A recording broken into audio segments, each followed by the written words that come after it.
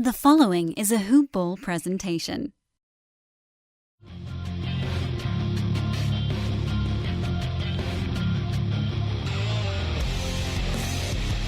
Welcome to the Fantasy NBA Today podcast.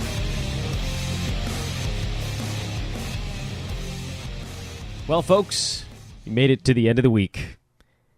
You made it to the end of the Central Division, which I realize at times can be a little bit overbearing, but you haven't yet made it through this one. Today is Detroit Pistons Day. It's a day we've been putting off, let's be honest, all week. Nobody wanted to talk about the Pistons. Everybody wants to talk about the Bucks. It's a fun one. The Bulls, that's a fun one. I had Indy. I stole that one right out of the chute, but now, oh yes, it's Motown Friday. Maybe I should have put a different playlist together for today's podcast. Welcome to Fantasy NBA Today, everyone. I'm Dan Besbris. Thanks so much for listening. At Dan Besbris on Twitter. This is, of course, a Hoop Ball presentation. By the way, go check out hoop-ball.com. Not that you haven't already, but just got word from our good buddy Aaron Brewski that they've done some touch-ups on the homepage, so things could look a little prettier today than they did yesterday. Feature articles, a little bit more featured. Subtitles, a little more subtitled. Little things that'll just help your browsing experience. No large school changes yet. Of course, there were actually some changes to the forums that happened a few weeks back that I don't even think I remember to mention on the podcast. You can check those out as well. Always a good time to head over to Hoop Ball. And always a good time, by the way, I haven't done this in a little bit, to promo some of our other team podcasts and team beat coverages. I'll mention the team podcast today. Our good buddy Christian Villery running the Sacramento Kings podcast for us here at Hoop Ball. They had an episode that came out on Thursday evening. Make sure to check that out. It's just called the Hoop Ball Sacramento Kings podcast. Pretty easy to find. You can rate, subscribe, review, all that stuff the way you would any other pod here at Hoop Ball. And if you go to hoop-ball.com, there's actually a pods tab now. Much easier to find since the revamping a couple months back.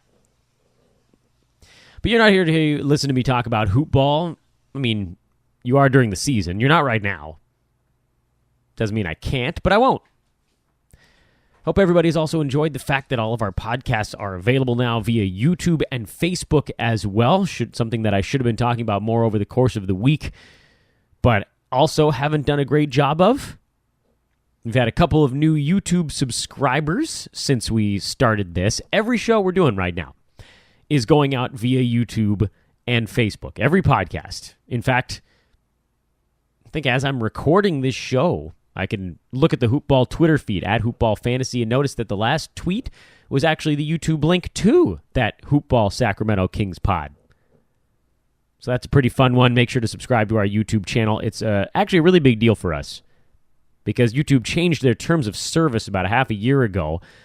We're unable to monetize anything over there anymore. We're unable to do some of the fun things that you can only do if you have 1,000 subscribers. So we're working our way up to that number now. I think it used to be 300 or 400, and we were ahead of that mark. We're, of course, follow up somewhere in between those two. So subscribe to Hoop Ball on YouTube. We have a YouTube channel, by the way. We got the custom channel. It's youtube.com/C/hoopball. The C, I assume, stands for channel, but I don't think you have to type the whole word out. We're going to keep today's podcast on the relatively brief side. I plan to actually honor that promise, and I think we can go through with it because it's the Pistons. And at the end of the day, do we really care? We're going to circle this thing a little bit. In fact, we're going to come to Andre Drummond at the end of today's podcast. He's the last one I want to talk about because overall he had the good season for Detroit. And for everybody else, it was a little bit of a letdown. The Detroit Pistons season win total this year was set coming into the season at 38.5. They had 39. So that number was spot on, right on the nose. I thought they would go under. And I really thought they'd go under once they made that trade for Blake Griffin, but Andre Drummond had such a big year that he sort of pushed them through. I was almost, I think you could call it kind of a lucky win for me. The fact that they hit 39, they should have been higher than that. But with Reggie Jackson missing significant time, Blake Griffin missing significant time, them trading away Tobias Harris, who was arguably their second most important piece, and then there's just nothing. They've already dispatched of Stan Van Gundy, who dug them into this ridiculous hole. Blake Griffin set to make $32 million this year. He's signed for another basically $150 million over the next 4 seasons. Andre Drummond, $25 million this coming year. Reggie Jackson, $17 million this coming year. Just those 3 guys, they have $73 million tied up. That's brutal. That is a hamstringing number. And it's hamstringing because it's long-term. Their books don't really get clean for about 3.5 years. So they just have almost no wiggle room. Unless they can move somebody, and I highly doubt that's possible. To Detroit's credit, and to Stan Van Gundy's credit, he hasn't done anything stupid besides the Reggie Jackson and Blake Griffin stuff, but it's tough to do more stupid stuff when you've put yourself in that hole. That is to say, John Lure's making $10 million, which is crummy, but it's not going to break the bank. And then it's just a mishmash of pretty miserably paid NBA players by our modern standards. Langston Galloway, $7 million. Ish Smith, $6 million. Josh Smith, $5 million. Anthony Tolliver, $3 million. Stanley Johnson, still on his rookie deal. He's set to make $4 million. James Ennis, Luke Kennard. All these guys are making like $2 to $3 million a year. So they're not taking a massive salary hit in that side, but they also don't have anything coming off the books for a couple of seasons. What to make of that, I don't know. It seems like this is a team that's just going to have to try to figure out how to play with the pieces they've got and do it better. That, of course, falls on the shoulders now of Dwayne Casey, who I always felt actually kind of held the Raptors back at times a little bit. And then he sort of turned them loose this year. Ended up winning a Coach of the Year award, not the NBA's iteration. I don't know if we even know that one yet. And then was summarily executed. He got let go out of Toronto after a really nice run. Now he goes to a Detroit team. I saw a tweet that went out, and I had to respond to it. I was feeling snarky at the time. That was like, hey, we're on. It was an ESPN personality. Hey, we're talking about why Dwayne Casey signed with the Detroit Pistons. Check it out after the break. And of course, I replied with something like, let me take a guess. Was it that they offered him $5 million, $35 million, and that gives him financial and geographical stability for the next half decade? Is that it? Yeah, no duh. That's right. I dropped a no duh on the podcast. It sure as heck ain't the Blake Griffin and Reggie Jackson contracts. Now, to be fair, some of these guys are relatively exciting players. Blake Griffin is still an interesting basketball player to watch. Andre Drummond had an excellent fantasy and reality season, but the pieces for this team are severely lacking. If Reggie Jackson had played more than 45 games, let's be honest, he is actually helpful for them when he's on the floor. He's more helpful as a reality player than he is fantasy. Not great on the defensive side. Never has been, never will be. But he is an accomplished offensive player. He has a rapport with the big men. He can stretch the floor a little bit. He's not a great three-point shooter, but he's a good foul shooter. He's just, he's a decent offensive player. He's better than their other options. But I just don't know what they do. I don't know how they get over the hump. This is a team that desperately needs LeBron to leave the East so that one of those playoff spots opens up. Because the teams behind the Pistons don't have much of a chance of jumping them. The Hornets, the Knicks, the Nets, the Bulls, the Magic, the Hawks, those are some clunkers, especially if the Hornets decide to go full fire sale out there. So the Pistons are in somewhat of an enviable, I guess you could say both sides, enviable and unenviable position. They're right on the bubble, which means they're never going to have great draft picks. They're always going to be running headlong into a great team if they make the playoffs, or at least a very good one. And they don't have the pieces to get any better, and they have the contracts where it's going to be tough to get worse. They're in a bad spot. There are worse spots to be in, but they're in sort of like a weird NBA purgatory, and that's rough. If LeBron leaves the East, the Pistons probably make the playoffs next year. If he doesn't, I don't know how they jump a team like the Wizards or the Bucks or the Heat, who are going to be the teams probably in that lower half of the Eastern Conference playoff bracket. they're in a weird spot.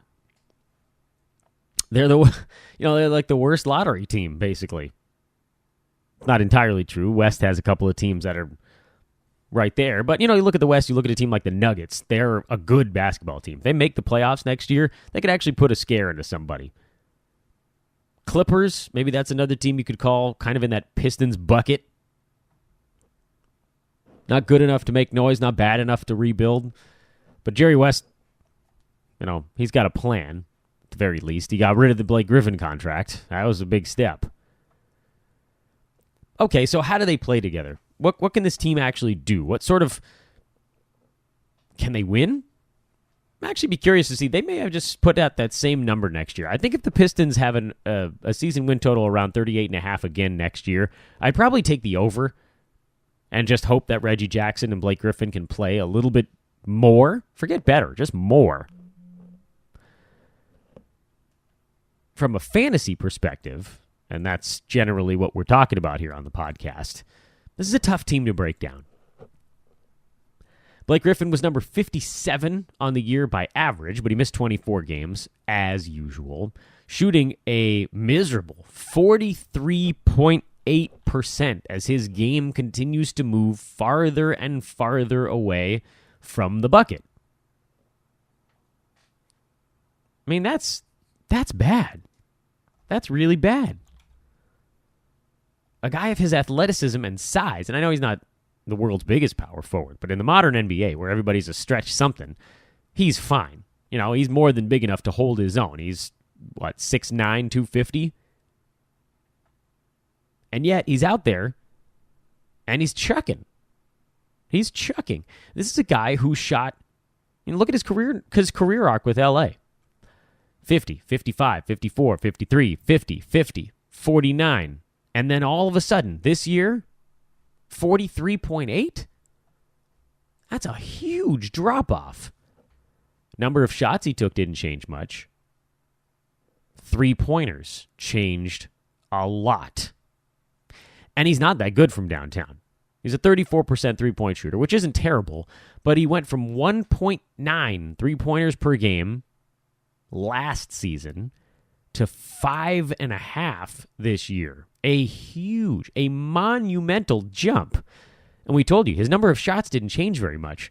The distance of them changed considerably. So he's taken 17 shots the previous year, and 15 of them were close to the bucket. He took 17 shots this year, and 11 of them were close to the bucket. So not surprisingly, a third of his shots coming from downtown, he's shooting 34% on them. That's going to drag your number down. His rebounding in Detroit was not particularly good, not much of a surprise given the Andre Drummond factor. His steals and blocks in Detroit were atrocious, even by Blake Griffin standards. He was a guy that hoop ball was really low on this year, and I think things kind of bore it out. He was number 108 totals in 9-cat because of all those missed games. We told you he was in the high 50s on a per-game basis. This is a dude getting drafted in the 30s. He's just not that guy. He's not. You know how much I love defensive stats and percentage stats, and he's terrible at all four of them. Used to be you could count on him to get you at least field goal percent, but now it's all bad. He's slowly improved his free throw number over the course of his career, where it's not really a massive drag anymore. It's basically just a break-even proposition, but that's not good enough to give him marks in that category. His turnovers are high because his assists are decent, but he's points, rebounds, and assists. That's his game. And with rebounding coming down in Detroit, you can't even really argue that that's a big piece of the puzzle anymore. And do I want 2 3-pointers out of a crummy shooting power forward? I think he's going to get overdrafted next year because his name is still Blake Griffin, and he does bring in some whopper popcorn stats, but I would strongly advise staying away. It's not getting better. He's been getting worse. Pretty much every year, he's been getting worse. Reggie Jackson, another guy who was drafted. I don't know why. I mean, we told you guys, this is not a dude that's going to make a name for himself. He is by all accounts, a bad fantasy player. Not unlike Blake Griffin. In fact, they have some similarities in their game deficiencies. Reggie Jackson also tends to miss a lot of time due to injury. In fact, over the last 2 years combined, he hasn't played 100 games. He shoots 42% basically for his career. That's bad. He averages 0.7 steals per game and doesn't block a single shot. That's terrible. For a guy, a point guard out there for as many minutes as he's played in his career, awful defensive numbers. I guess the only check plus for Reggie Jackson is he's a good foul shooter, 85%er over his career. That's pretty good. But he doesn't shoot that many threes. I think that surprises people to realize he's not a volume three-point guy. He's just a bad field goal percentage player. He's just a bad shooter. He doesn't get good looks, or if he does, he doesn't make them. So no, you're not drafting him either. You're not taking a flyer and hoping that he just runs away with the point guard job, and he might, and even if he does, his numbers just don't add up to fantasy value. All he does is give you points. And the 5 assists per game, is that really worth it? No. As we look again at the salary situation in Detroit, we mentioned the fact that Ish Smith is coming off the books. So yes, obviously for Reggie Jackson, if he can stay healthy, that solidifies his value. But they do have some question marks floating around on this team. Does a guy like John Lure get healthy and play? Does a guy like Langston Galloway ever see enough minutes to be relevant? Can Stanley Johnson turn a corner? What about Luke Kennard, Henry Ellenson, and Eric Moreland? These were guys who all played pretty well when everybody was being rested down the stretch. Ish Smith was their 4th best fantasy player this year. I mean, this was like a graveyard of a team.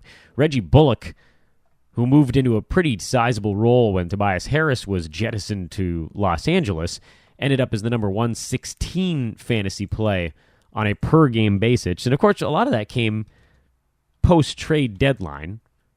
He did ramp up his game. We'll give credit where credit's due. He wasn't a world beater, but he was inside the top 100. So was Anthony Tolliver once Blake Griffin went down. Can Reggie Bullock be relevant again next year? I think the answer is yeah. He's basically a three-point shooter, but he managed to do it on a pretty decent percentage. Right? He shot 49% for the year. That's pretty good for a guy who's firing from downtown pretty often. Is that sustainable? I don't know. Probably not. He's probably not going to be a top 75 guy, but he could be worth a late-round flyer. Maybe if your team is lacking in three-pointers early in a draft, he's a guy you scoop up, give you 2.5 threes from a late-round pick, maybe a steal per game. I could see that being useful. But he's basically the only... I mean, look at this team, right? I don't think Stanley Johnson's ever going to turn that corner. He's just an infinitesimally low-usage kind of guy. That's just who he is. I don't see these other dudes seeing enough playing time to be relevant. Right? Luke Kennard, he's going to need somebody to miss time, probably, to play enough to be ownable. Because he's not a big-time steals or three-pointers guy. He doesn't really do a whole lot else. You could keep an eye on him, I suppose. I don't think he's turning the corner, not while Stanley Johnson's in his way. Frankly, not while Reggie Bullock is in his way. You know, got all these swing guys out there. Langston Galloway will take some of his minutes. There's too many bodies. There are too many bodies. And looking at the rest of these names, and that's why I feel like Reggie Bullock's probably the only guy on this Pistons team that's going to be perhaps a tiny bit undervalued coming into next year, because there's no name recognition. He didn't play well for the entire year, but he did put up okay numbers when he got a chance to do some stuff. Okay numbers. Again, stressing the word okay. Blake Griffin, big name value, always underperforming. Andre Drummond is almost definitely going to be overdrafted next year.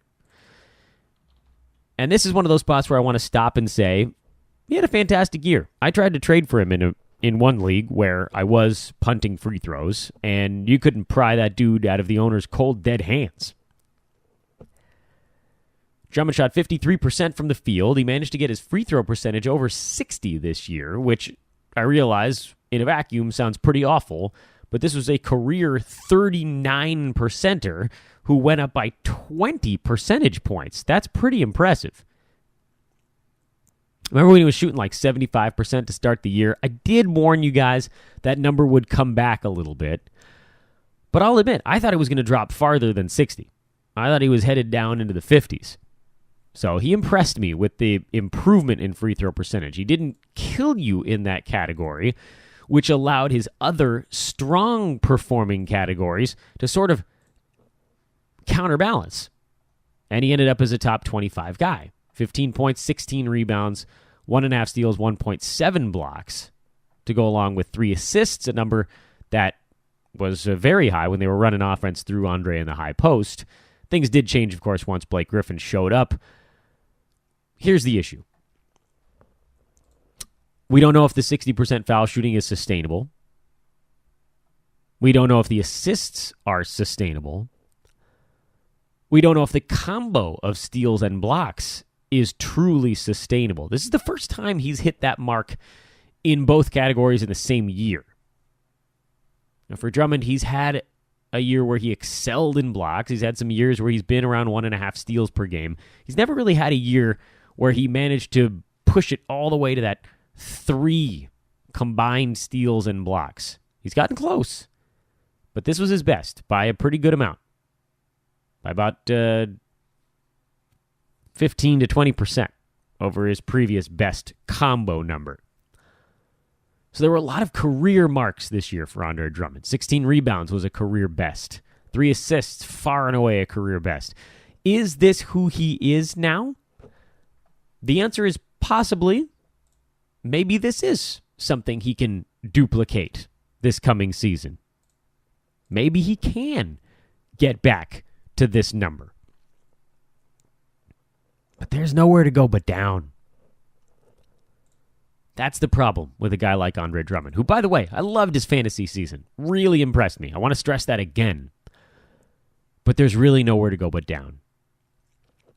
With Blake Griffin taking a boatload of shots, let's say Reggie Jackson is healthier this coming year. He's never going to take more attempts per game, right? He's never going to be that offensive guy that's chucking up 13, 14, 15 shots a night. Free throw percent? Do we really believe he could go higher than 60, 61? Is there room for him to move up from that? I don't think so. Maybe. I doubt it. A combined 3.1 steals and blocks? There's really nowhere to go but down in that. Guys just don't put up those numbers. 3.2. I think he was very close to rounding up in one of those categories. It's basically like 3.2. We've talked about this on the show before. How many guys are there that could average that type of defensive production? Anthony Davis? Giannis? Not even quite. Boogie was actually in that neck of the woods before he got hurt. Victor Oladipo. Maybe Kawhi would have been there if he played this year. Draymond, not quite. He was at 2.8. This is really, that's that level that nobody stays at long term. And that's why you don't believe it. Not because we don't believe in Andre Drummond, but because we believe in kind of the law of averages. Guys just don't average 3 combined steals and blocks over an entire 80-game season. And if they do, that's pretty much where it maxes out. Unless you are the single greatest pterodactyl the league is seeing, and that's Anthony Davis. Anthony Davis was, by the way, at 4.1 combined steals and blocks. He just had, what a season. I think the second highest might have actually been Drummond. Or Boogie, but he only played 48 games, so tough to put that one in the ledger. Drummond at 3.2. Boogie would have been at 3.3, but no telling if that would have held for another 30 games. Is there anybody else out there that even comes close? Kristaps Porzingis, by the way. He was at 3.2 before he got hurt. Would that have held up? So, yeah, nowhere to go really but down for Drummond, which makes him a tough guy to draft because he's probably going to get drafted near where he finished this year. People are going to take him at 25. And that's fine. Maybe he does get back to that same spot next year, but he ain't going any higher. Not unless the free throw percent comes up to like 75 and stays there, but I can't possibly see that happening. He's made his leap. So the Pistons are a tough team because they're boring and they're overvalued. How in the world can we have that combination presented before us? That seems almost unfair. Boring and overvalued? But you got guys like Reggie Jackson who score a lot. Blake Griffin who scores, passes, rebounds. Andre Drummond who, 16 rebounds a game. That's an attention grabber. Maybe people don't believe in Andre Drummond next year. That would surprise me, though. Given the season he had, I think people will.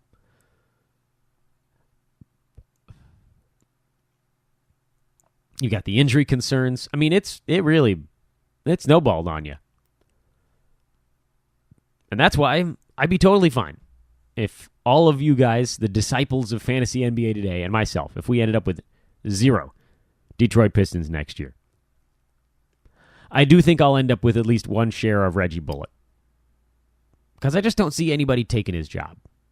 Unless they swing some sort of deal, which, as we mentioned, feels relatively unlikely. They like what he's brought to the table. He's a cheap team option this coming year for $2.5 million. And Stanley Johnson's sort of the only guy out there that could end up cutting into his usage. But we've seen Stanley Johnson doesn't ever really want to do anything.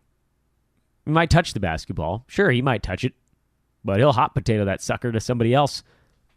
Hopefully Reggie Bullock, who can just go firing away from downtown. Because Lord knows, with Blake Griffin, Andre Drummond, and Reggie Jackson out there, who, to their credit, they are decent on the offensive side of the ball, they'll get him some looks.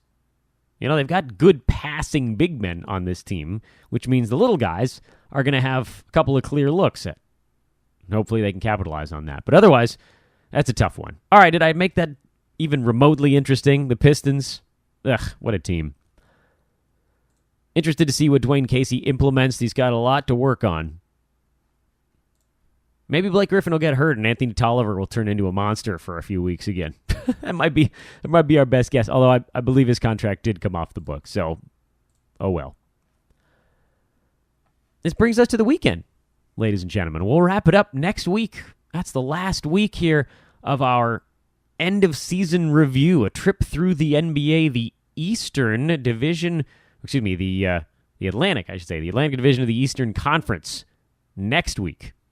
As we go back to our new traditional schedule here on Fantasy NBA Today. So next week you'll have me solo on Monday. I'll be joined by, of course, Adrian Benjamins on Tuesday. Wednesday you'll have me solo again. Me and Neil on Thursday, and then Adrian and Neil on Friday. Hope you guys are enjoying this array of voices on Fantasy NBA Today. You're not just stuck with Dan for 45 minutes every day. That's rough. I don't even want to be stuck with Dan for 45 minutes, and I have to be. All right, I did my best. You can't give me hell for that. I really did my best to try to make the Pistons sound interesting. They're just not. So, sorry, Detroit. Love you as a city. Love the music you've brought to this universe, but can't stand your team. Your fantasy prospects. Ugh. Disgusting. But we'll reassess. Maybe they'll do something. Maybe they'll surprise me. I doubt it. I'm Dan Besbris. This is Fantasy NBA Today. A week concluded here at hoop-ball.com. Enjoy the weekend, everybody. Back with you on Monday again. I'll be solo. We'll kick off the Atlantic Division with a team TBD. That's right. I don't have any idea who I'm going to start with, but you can bet it'll be somebody. All right, that's the end of it. No more silliness at the end of the podcast here. Have a lovely weekend, friends. Have a happy Father's Day on Sunday to those that will be celebrating. I will, and I think I might remember this one. Last year, we weren't sleeping enough, so I don't even remember what happened. Did I do something? I'll ask my wife. She'll remind me. Happy Father's Day on Sunday. We'll talk to you on Monday. So long, everybody.